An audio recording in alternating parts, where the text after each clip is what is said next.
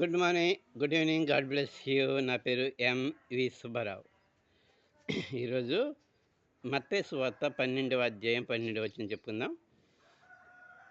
గొర్రె కంటే మనుషుడు ఎంతో శ్రేష్ఠుడు, కాబట్టి విశ్రాంతి దినమున మేలు చేయుట ధర్మమే. Okay, all the best. అవునండి, ఇప్పుడు యేసుక్రీస్తు ఆ, ప్రార్థనా మందిరానికి అప్పట్లో సమాజ మందిరానికి వెళ్ళినప్పుడు అక్కడ ఓసి గలవాడు ఉంటాడనమాట. ఆ ఓసి గలవాడిని చూసి ఆ, జ శాస్త్రులు పరిచయాలు అనుకుంటారు, ఈరోజు విశ్రాంతి దినం కదా, ఈ ఆ, యేసు ఏం చేస్తాడో చూద్దామని ఎదురు చూస్తూ ఉంటారన్నమాట. వాళ్ళ మనసులో ఉన్న ఆలోచన దేవుడు ఎరిగి ఆ, మీరు గొర్రె గుంటలో పడితే మీ ఫ్రెండ్ కానీ మీ బంధువులు కానీ గొర్రె, మీకు తెలిసిన వారిది గొర్రె గుంటలో పడితే తీయకుండా వదిలేస్తారా? తీస్తారు కదా. అలాగే మనుషుడు గొర్రె కంటే శ్రేష్ఠుడు. ఆ మనిషిని స్వస్థపరచుట ధర్మమే అన్నట్టుగా చెబుతాడు.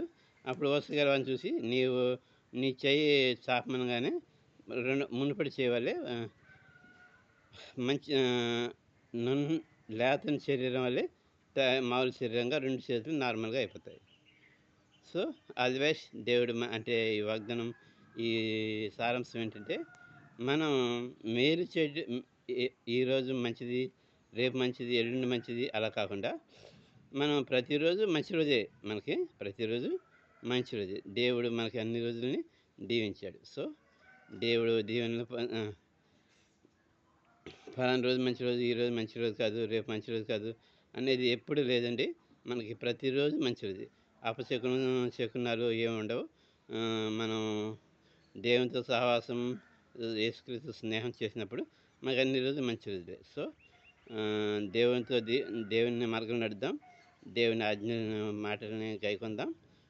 అట్టి కృప దేవుడు మనందరూ జీవించుగాక.